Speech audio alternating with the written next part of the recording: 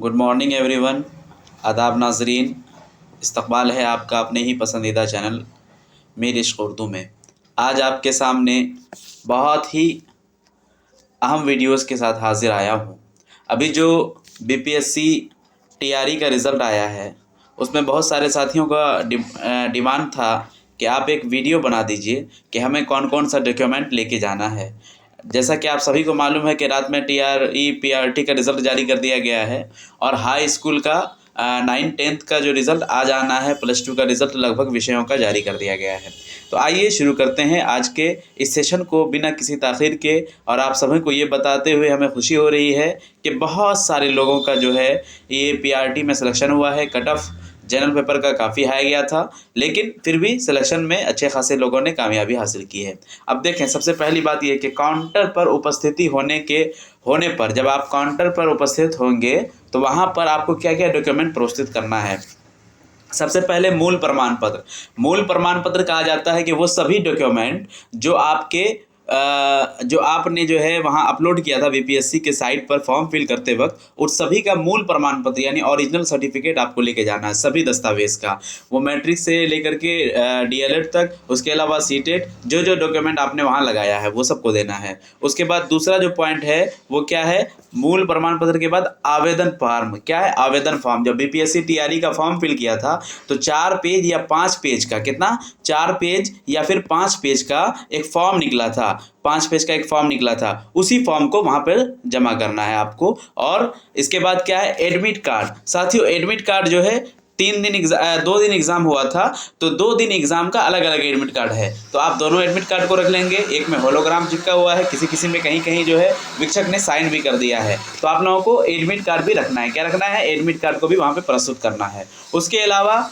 आयोग यानी बीपीएससी के साइड में अपलोड सभी वाटरमार्क युक्त सर्टिफिकेट जो है आपको लेके जाना है। आप अगर बीपीएससी का पोर्टल लॉगिन करेंगे तो वहाँ पे डैशबोर्ड में आपके सारे सर्टिफिकेट एक तरफ से अपलोडेड है, चाहे वो आधार कार्ड हो, उसके अलावा जो है आपका कास्ट सर्टिफिकेट हो। कास्ट सर्टिफिकेट के बाद तीसरा जो है वहाँ पे आपका निवास प्रमाण पत्र है। निवास प्रमाण पत्र के अलावा सीटेट है, और अगर आप नियोजन में इकाई में कहीं पे कार्यरत हैं तो वो डॉक्यूमेंट है। यानी सब पे बीपीएससी ने अपना वाटर मार्क लगा दिया है। वाटर मार्क किसको यूज़ किया है उन्होंने? एक तो आपका रजिस्ट्रेशन नंबर है, और वाटर मार्क के अलावा बीपीएससी ने अपना जो लोगो है उस लोगो को वहाँ पे दे दिया है। तो ये वाली चीज़ आपको डाउनलोड कर लेनी है 2 सेट में। इसके अलावा 4 फोटो। अब ये फोटो कौन सा है? वो फोटो जो जब आपने एडमिट का डाउनलोड करने के लिए अपलोड किया था, उस फोटो की 4 कॉपी आपको अपने पास रख लेना है। इसके अलावा आधार कार्ड साथियों 2 सेट में आधार कार्ड भी रख लेंगे, और आधार कार्ड ओरिजिनल भी अपने साथ रख लेंगे।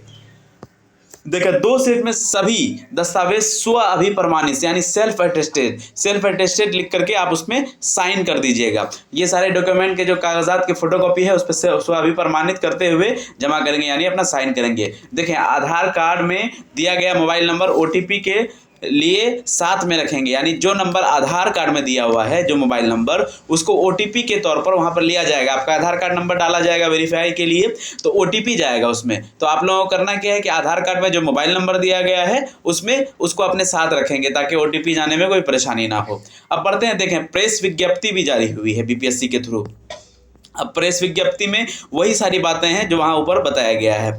अब देखें, माध्यमिक कक्षा जो कि 9 से 10 के हिंदी, अंग्रेजी, गणित, बंगला, फारसी, इन लोगों का जो डॉक्यूमेंट वेरिफिकेशन होना था 18 तारीख को, और उसी दिन प्रोविजनल डॉक्यूमेंट मिलना था, प्रोविजनल नियुक्ति पत्र इन लोगों को मिलना था। लेकिन अभी तक इन सब्जेक्ट का रिजल्ट नहीं आया है। तो अभी साथियों जो उच्च माध्यमिक के जितने भी सब्जेक्ट के रिजल्ट आए हैं, चाहे वो अंग्रेजी हो, गणित का तो अभी नहीं आया है, विज्ञान हो, भूगोल हो, इतिहास हो, इन सब लोगों को अभी क्या करना है, अपना वेरिफिकेशन करवाना है। उसके अलावा देखें, 21 तारीख को इन लोगों का उच्च माध्यमिक में हिंदी, कंप्यूटर विज्ञान, इन लोगों का वेरिफिकेशन होना है। और फिर देखें आगे प्राथमिक का कब होना है, तो प्राथमिक का दोस्तों 22 अक्टूबर को। कब? 22 अक्टूबर, यानी कक्षा 1 से 5 एवं बचे हुए माध्यमिक, उच्च माध्यमिक विद्यार्थियों का काउंसलिंग होना है। कब होना है? 22 अक्टूबर को।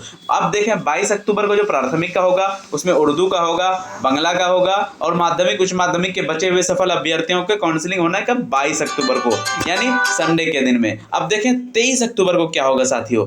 23 अक्टूबर को प्राथमिक कक्षा 1 से 5 यानी कौन, सामान्य सब्जेक्ट, जो जनरल सब्जेक्ट है उसको सामान्य कहा जाता है। तो सामान्य का कब होगा, 23 तारीख को यानी मंडे को होगा। उसके अलावा बचे हुए प्राथमिक, माध्यमिक, उच्च माध्यमिक सभी का काउंसलिंग 23 तारीख को होना है। अब 24 तारीख को क्या होगा, तो 24 तारीख को सभी विषयों का जो बचे हुए सफल अभ्यर्थी हैं उन लोगों की काउंसलिंग होनी है। अब देखें आगे एक चीज़ और ये है कि निर्धारित काउंसलिंग देने हेतु उपस्थित होने वाले अनुशंसित अभ्यर्थियों द्वारा नामांकित कागजों को लेके जाना है। वही सारी बात जो ऊपर मैंने बता दिया है, यानी बीटेड, सीटेड, पासपोर्ट साइज फोटोग्राफ, यहाँ पे 3 फोटो दिया, वहाँ 4 फोटो दिया गया है। आरक्षण दावा से संबंधित मूल प्रमाण पत्र, डाउनलोड वाटरमार्क वाला जो बीपीएससी वाला है वो, जन्म सर्टिफिकेट, जन्म तिथि में अगर छूट दी गई हो, लागू होता है तो उसको भी लेके जाना है। काउंसलिंग हेतु 9 से 10, 11, 12 ओरिएंटेशन लगभग 2 सप्ताह हेतु तैयारी के साथ आएंगे। यानी ओरिएंटेशन प्रोग्राम जो आप लोगों का चलेगा, यानी आपको जिस जिला में आवंटन किया गया है, यानी अगर कोई पूर्णिया का रहने वाला है और उसको मिल गया है कटिहार, तो वो उसकी जो काउंसलिंग होगी वो कटिहार में होगी, कटिहार डिस्ट्रिक्ट उनको जाना होगा और अपने साथ ओरिएंटेशन के लिए यानी लगभग 2 सप्ताह की तैयारी के साथ वो जाएंगे। कितने सप्ताह की तैयारी के साथ, 2 सप्ताह की तैयारी के साथ उनको वहां जाना है। अब देखें आगे बढ़ते हैं। पंचायती राज नगर निकाय के नियुक्त शिक्षक, कौन, जो पंचायती राज या फिर नगर निकाय के नियुक्त शिक्षक हैं उन लोगों को क्या है, आयोग द्वारा अनुशंसित अभ्यर्थी अवबंधित नियुक्ति पत्र यानी प्रोविजनल जो नियुक्ति पत्र है उसके पश्चात एक पक्ष के अंदर अपने नियोजन इकाई अनापत्ति प्रमाण पत्र, कौन सा प्रमाण पत्र, अनापत्ति, एनओसी प्रमाण पत्र एवं विरमण प्रमाण पत्र प्राप्त कर संबंधित जिला शिक्षा पदाधिकारी को समर्पित करेंगे। यानी संबंधित जिला शिक्षा पदाधिकारी कौन, जहां उनका सिलेक्शन हुआ है वहां उनको देंगे। यानी यहाँ से उनको एनओसी लेना है और उसके अलावा जो है विरमण, रिलीविंग लेटर लेना है और उसके बाद संबंधित जिला शिक्षा पदाधिकारी को उसको वहां पे सबमिट करना है। अब देखें आगे बढ़ते हैं। अनुशंसित अभ्यर्थी काउंसलिंग हेतु चयन एवं वहां तक पहुंचने के लिए जो है कार्यालय पट पर प्रदर्शित करना है।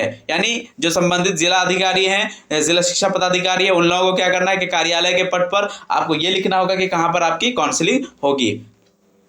अब इसके बाद देखें,